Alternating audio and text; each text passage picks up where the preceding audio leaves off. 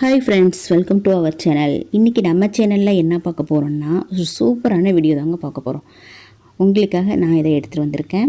என்னென்னு கேட்டிங்கன்னா, இன்றைக்கி சோம்பேறியே இல்லாமல் சோம்பேறி சிக்கன் ரொம்ப ஈஸியான முறையில் குயிக்காக செஞ்சிடலாம். ஓகேங்களா? வாங்க எப்படி செய்யலாங்கிறத நம்ம வீடியோக்குள்ளே போய் பார்க்கலாம். இதுக்கு 1/4 கிலோ சிக்கன் நான் சுத்தமாக க்ளீன் பண்ணி எடுத்து வச்சுருக்கேன்.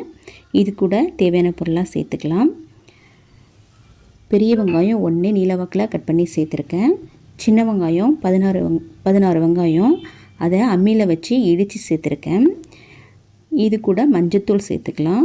1 ஸ்பூன் அளவு, சின்ன ஸ்பூனால் 1 ஸ்பூன் அளவு சேர்த்துக்கலாம்.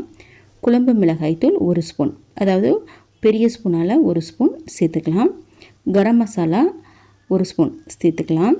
இஞ்சி பூண்டு இடித்து சேர்த்துருக்கேன். இஞ்சி 2 துண்டு அளவு, பூண்டு ஒரு 15 பல். ஓகேங்களா?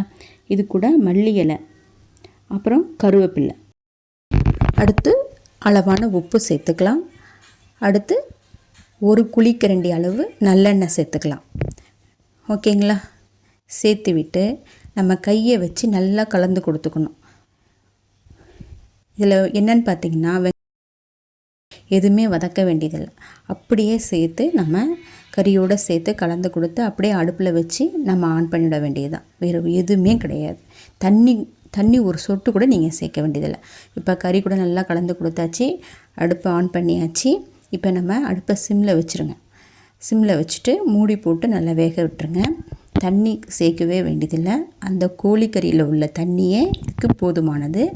மெயின் அடுப்பை ஹை ஃப்ளேமில் வைக்கக்கூடாது. அடுப்பை சிம்மில் வச்சு மூடி வச்சு அப்பப்போக்கு எடுத்து நீங்கள் கிளறி விட்டு எடுத்திங்கன்னா சிக்கன் செமையாக ரெடி ஆகிடும். ஓகேங்களா? தண்ணி வேண்டாம், அடுப்பை சிம்மில் வைக்கணும். 5 நிமிஷத்துக்கு ஒருக்க நீங்கள் எடுத்து கிளறி கொடுத்துக்கிட்டே இருக்கணும்.